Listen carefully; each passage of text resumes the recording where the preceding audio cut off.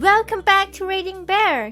Today, we will take a look at some new IDontWorkHereLady stories. And if you enjoyed my content, please don't forget to subscribe to my channel and post some bear emojis in the comments.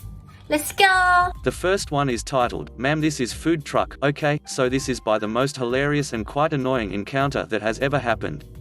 This didn't directly to me, but to the bemusement of the food trucker owner and her husband. I took my mum to the doctor today for an appointment, and at the hospital complex, there's a food truck that comes and serves food for the employees. I've seen it several times since, that's where my mum's doctor works. Since it was around lunchtime when my mum got done, she suggested that I go and ask if I could order some food from there.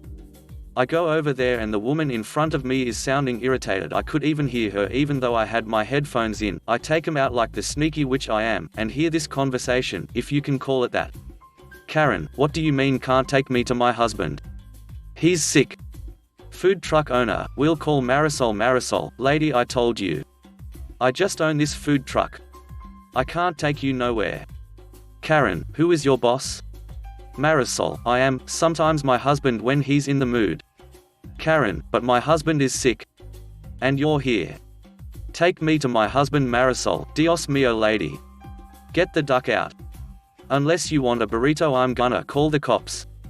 Karen just shut up and walked away after it seemed she wouldn't get her way.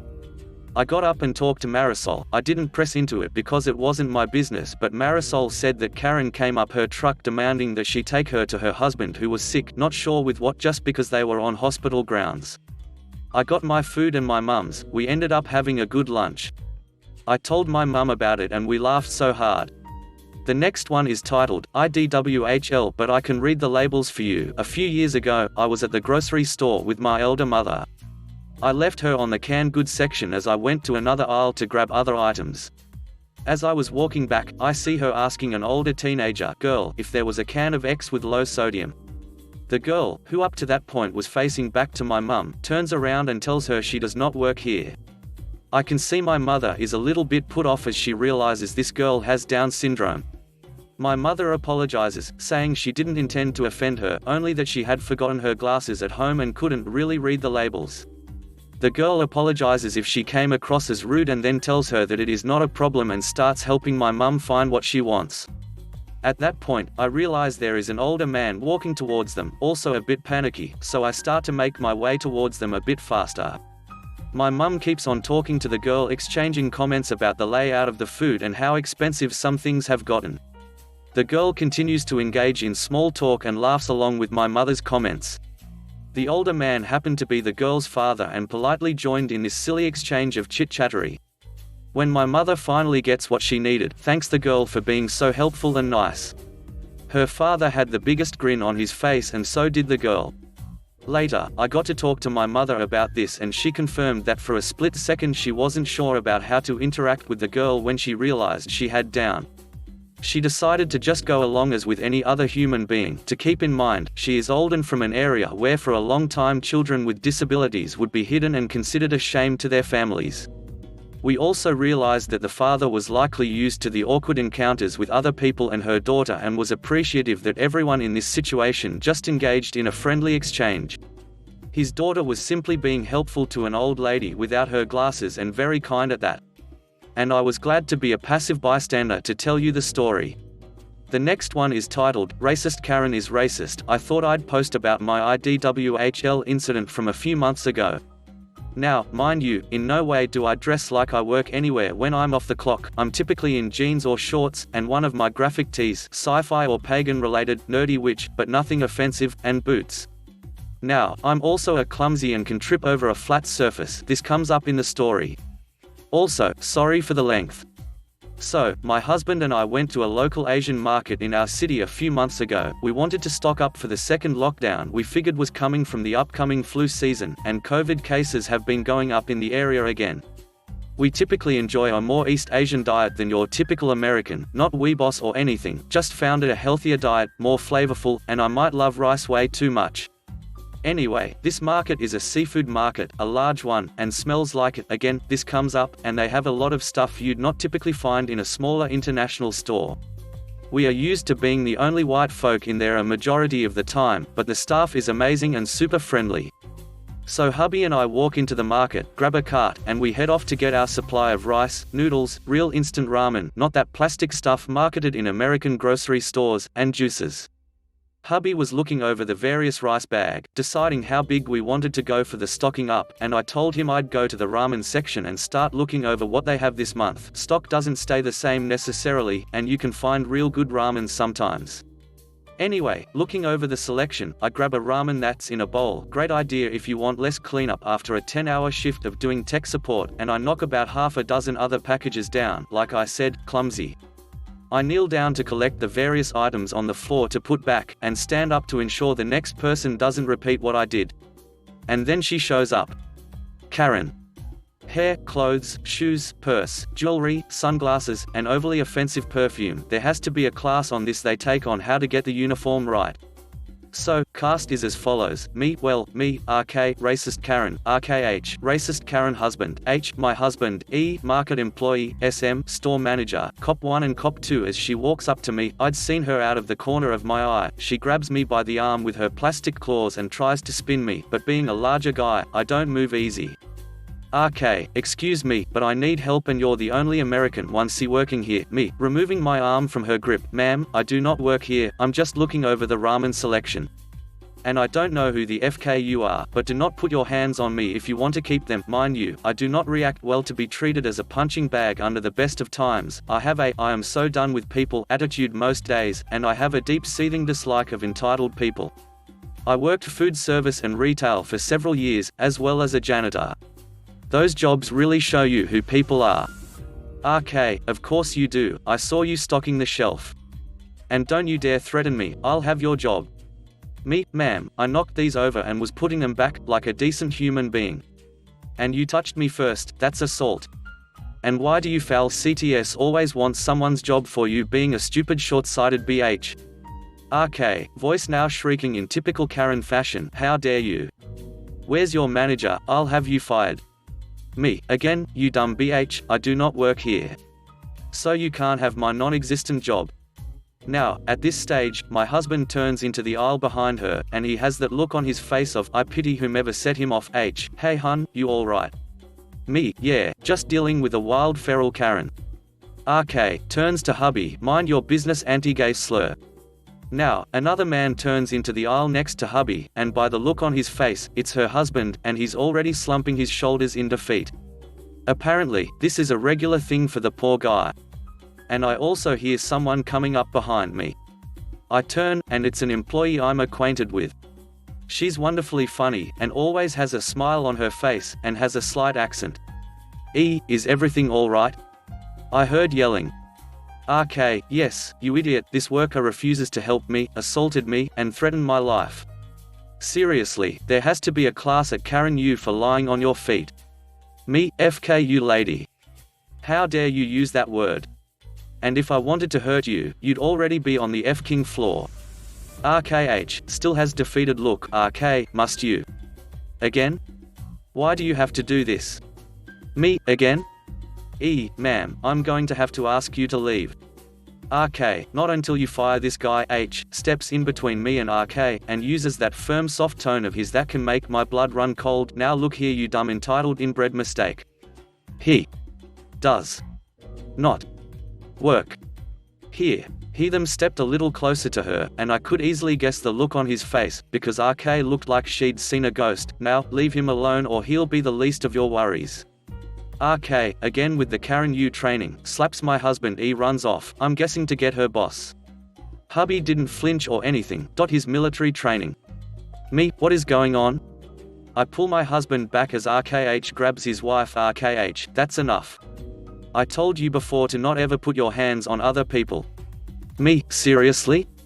How many times has she done that? I'm not really surprised by this when I think back, typical entitled Karen behavior in all honesty. E is back with SM behind her. SM, from my understanding, she's part of the owner's family, and is second or third generation American. SM, what in the world is going on here? Me, well, dumbass Karen here thought I was an employee, assaulted me, and my husband. All while using a racial slur against E. RK for her part is so red and enraged that she actually can't speak. I'd never realized that was a function of a Karen. I thought they always had words for any situation. RKH, I'm so sorry for this, she is off her meds. H, obviously. She also needs a higher dosage. RKH, we'll just leave. SM, no. You will not. Not if she physically assaulted 2 customers, as well as used hate speech against an employee. RK, finds her voice, all you Asians are all the same. Useless. No wonder this place smells so foul. You people can't even clean properly. Turns to me and hubby, and you are even worse. Now, RK had gotten out of her husband's hold, pulled out her phone, and does the most Karen thing you can think of, she calls the police and lies about an assault on her. SM, fine, let's play your game. Turns to E, please go meet the officers at the door and bring them here. E leaves, and comes back about 5 minutes later with 2 officers in tow. Not surprising they're fast in responding, there's usually a patrol car in the lot clocking speeders going down the street. Now, the officers don't even get a word in at all as RK goes into white woman, Karen fake crying about how she was assaulted by me, by anti-gay slur husband, and the racial sewer against Asians. The officers don't look too happy, but also unbothered by the show. I admit this surprised me. Cop 1, RKH, again? RKH, yeah, sorry, hubby and I look at each other in surprise. Me, officer, she physically assaulted myself, my husband, and used hate speech against SM and E also, what do you mean, Argaran? Cop 2, she's a known problem child. H, again with the firm and soft tone, and why is she allowed to run free like a feral jackal? RK tries to speak, but Cop 1 puts up his hand and silences her. Doesn't work, she goes on about how she's the victim in all this. Typical. Cop 1, would you like to press charges? Me, SM, yes. RKH takes her call phone and purse just as Cop 2 gives her some beautiful new silver bracelets, and she loses what she has left of what sanity she had and tries to use the back of her head to hit officer in the face. Cop 2 back away out of reaction as Cop 1 pulls out his taser and puts her down. RKH puts her phone in her purse, hands it to Cop 1, pulls out his phone, and looks down at RK as Cop 2 is getting her up. That's it, I'm done. I'm calling our lawyer for a divorce. I can't deal with this anymore. I'm unsure what language RK was trying to speak as she got back on her feet, and Cop 1 and 2 escorted her out. RKH followed, looking embarrassed as can be, and finally having his shoulders squared and confident. SM apologized, and asked if she could give us a discount on our groceries, and we declined. We honestly were more worried about SM and E being verbally assaulted instead of what we'd had said and done to us, were those kinda people. They both said they were fine, and E walked with us for a few minutes, and we chatted while SM went to speak with the cops. Now, fast forward to our recent court date. SM and E decided to drop the hate speech charges, but RK is banned for life from their store, as well as about a dozen others. Apparently, the community doesn't want her around causing trouble. RK plead guilty, but isn't serving jail time. She has to go to court-ordered anger management, therapy, and is on parole for the next 4 years. The judge apparently wasn't having any of her fake tears, she saw through it all, and I was living for it. RK was told that if she misses just one appointment for anger management and/or therapy, or her parole officer reports she isn't taking her meds, her parole will be jail time. We were also rewarded damages that RK had to pay, or again, jail time. RKH was there, and seemed years younger since we'd seen him. They're divorced, he has the kids, and RK has to have supervised visitations. He apologized to us for RK, saying he was just embarrassed about it all, but happy with how it turned out. He had a wicked smile when he said she deserved every bit of what she got. Update, I and my husband both have mental health issues, his from his time in the military, mine from abuse, home, school, employment. I'm medicated and in therapy, he isn't but has assistance from the VA in terms of disability. He's hesitant about therapy, as he's never has a positive experience with therapists, and he has said more than not that he's on enough meds as it is. We held back as much as we did because we both recognized RK has mental health issues. We know that sometimes, the demons win. I do have empathy for her, but not in the situation she created. Also, with my own mental health, I'm highly OCD, and tend to recall every detail in situations like this when I become hypervigilant with my attention. I can still recall her clothes and the clothes of my husband, RKH, SM, and E. I have issues editing my own stories, even IRL, so they tend to go long. I did edit this, but felt it was as short as I could get it, or as short as my OCD would allow. And being from the city I am in the Midwest, please note that people here tend to overachieve at the roles they live.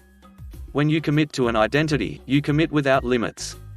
This city is also committed to holding on, at all costs, to its segregation, redlining, and defining you by the neighborhood you grew up in, the high school you went to, and where you currently live. If you decide not to live by these rules, you're an outcast and seen as a non-local. I've lost family and friends by both my choices of diet and educating myself on other cultures and communities. But hey, small city, cheap cost of living, and love to have found a community of misfits that are now my family. The next one is titled, Apparently, I Did Work There. It's 2 p.m. on a Saturday about 20 years ago, and I'm nursing a horrible hangover, like I did just about every Saturday morning, when the phone rang. "You're late for work," I hear as I pick up the phone. Groggy, confused and immediately worried, I answer back, "I'm sorry, I'll be right there." But as I'm speaking I realize I have no idea who I'm talking to and that it's Saturday. So I ask, "Wait, who is this?" She answers, "It's Marcia, your boss. You're on the schedule for today." Now I'm really confused. I'm a software engineer. There's no such thing as being on the schedule, and I work 9 to 5, or sometimes 11 to 7 if I was out drinking, MF. So politely I tell Marcia, whoever the FCK that is, that I think she has the wrong number. She stammers a bit, and checks that she dialed the right number. Then Marcia surprises me. She asks if I'm op last name. Confused, I say yes. She reads me part of my social security number. Now I'm fully mind blown, but it suddenly hits me. The week prior, I was out drinking early and ran into an old high school buddy who was bouncing at a bar. I grab a beer inside and head back out to the door to talk. After a while, just to get off my feet, I sit down on the bouncer stool. Time flies by and eventually people start showing up. Because I'm sitting on the bouncer stool, they start handing me their IDs. I'm a little more than buzzed at this point, but good enough to act like I know what I'm doing. Turns out I get spotted by Marcia. She introduces herself and assumes I must be an employee she hadn't met yet. When she learns I don't actually work there, she offers me a job. Apparently I accepted, filled out tax forms and other paperwork and agreed to a schedule. But, per usual, as the night goes on I proceed to get blackout drunk. I wake up the next morning with zero recollection of my new job. Fast forward to the following Saturday and now I'm on a call with my new boss who's pissed at me for being late for my first day of work. I get honest. I tell her I got blackout drunk that night, was barely sober to begin with when I agreed to work there, and am so hungover I can barely move. She fired me on the spot. Relieved, I went back to sleep. The next one is titled, Drunk Karen Story. This took place before smartphones and the like in the late 90s. To understand this story you must know that the company that printed the local phone books did misprint a local locksmith's number wrong in the book. Where we lived, all the numbers started with 421, 423, or 425, and my grandparents' number was 423, 5625 and the locksmith's was 421, 5625 which spelled lock. Ironically I got to hear both sides of this story because my friend's parents were the locksmiths. Well, the solution so no one had to change numbers was the locksmith bought and installed an answering machine at my grandparents' house and recorded the following message: "Hello, you have reached the residence of Mr. and Mrs. Jones. If you are trying to reach A1 Lock, there was a mistake in the phone book. Please call 421 Lock and we will be glad to help you." What we would just do was my grandparents would let everything go to the machine set to only 2 rings, and if it was for them, we would just say something like, "Grandma, it's me, pick up," and they would then answer.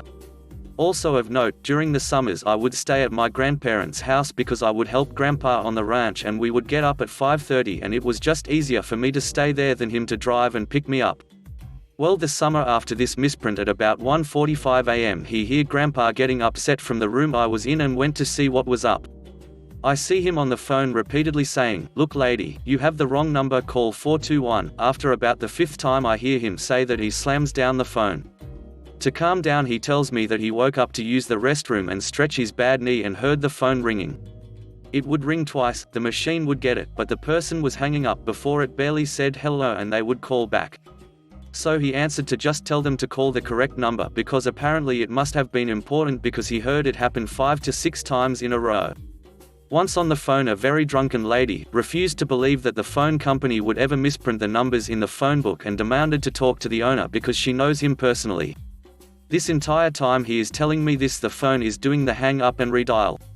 With this being my friend's family company, I didn't want them to lose the business, so the next time it rang I answered and told her I was the after-hours phone service and got the location. She had locked her keys in the car, and then just called the correct number, told them what happened and gave them the information. Here is where the fun begins. The next day after the ranch work I went over to that friend's house, which was normal, we all kinda hang out there. While there, his brother walks up to me to tell me what happened when I hung up. Apparently before going he called her to confirm the location, was outside a bar, and to approve the pricing of $35 for the unlock plus a $20 after-hours service fee. She agreed and he got in the van and went. Since this is very easy to do, it only took him about 2 minutes to unlock the car, but noticed the woman was very drunk and the key seemed to be a spare on a ring by itself. When she saw it only took him a couple of minutes to unlock, she refused to pay, saying he was price gouging her.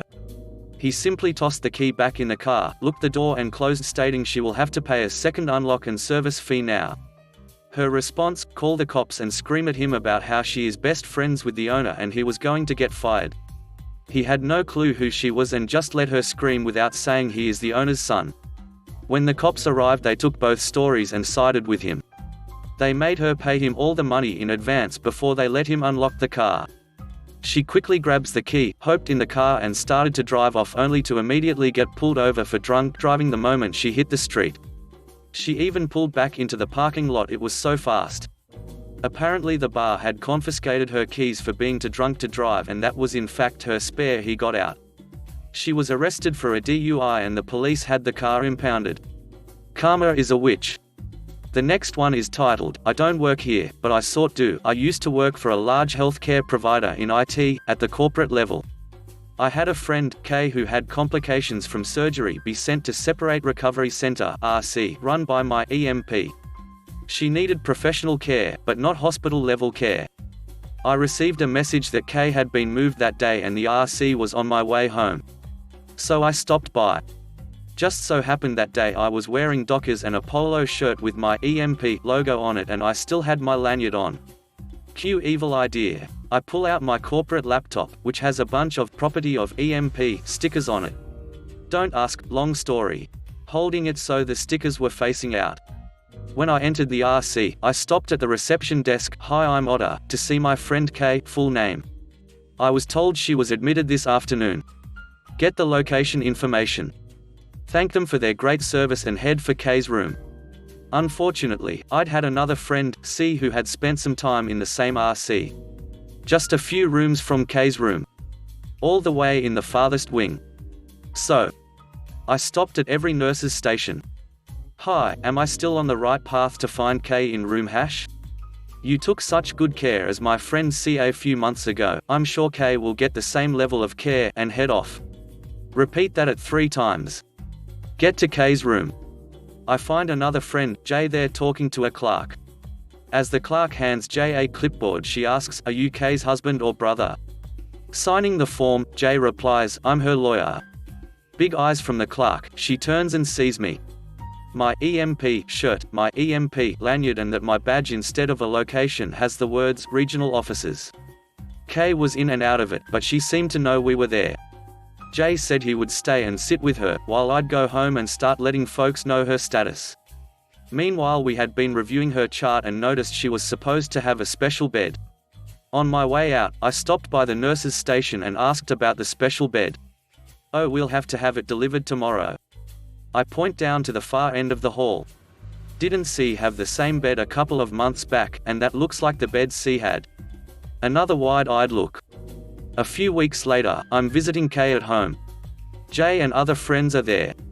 Jay and I are tag team telling the story. I left out his side of the story, and Kay is just staring at us. She remembered none of it. Well, that explains something I thought was just a fever dream. I overheard a conversation from the hallway. We had better take good care of her and get the damn bed in here ASAP. Why? When she was admitted, she had a lawyer with her, and within an hour she had someone from corporate letting everyone know she was his friend and we should take great care of her. Note, other than some parts of IT, the only folks who had regional officers on their badge was the executives and their direct staff. Follow on, I was telling this story to another group of friends, one of whom is a doctor at my EMP. As I described how I was dressed, I showed her my badge. She said I was an evil man. When I mentioned stopping at all the nurses' station, she again said I was an evil man. When I mentioned Jay and his line, she said Jay is just as much an evil man. After K's ending, okay, you're evil men, with a good purpose. The next one is titled, Nice Old Lady in a Card Shop. I was on my way to a wedding and just dropped into a card shop to pick up a wedding card to go along with the gift. I always leave things last minute. I'm dressed in a suit. There's an old lady, beside me looking a bit confused at the cards. Hi, can you tell me where you keep the christening cards? Me, not noticing how she asked the question, I think I saw them around here. The next 15 minutes I spent going through all different designs and which would I think would be best for her great niece. We finally settled on one for her. Thank you for your help. Have you been working here long? I haven't seen you before. Me, I'm sorry, I don't work here. Oh my, I just assumed you were a new manager. Me, no, just on my way to a wedding. I am silly, I kept you so long, I apologize. Me, no need to apologize, it's good to talk things through sometimes. Have a great day you too. Not very exciting but a really nice exchange. I've seen her a few times since I live in a small enough town and we give each other a knowing nod in passing.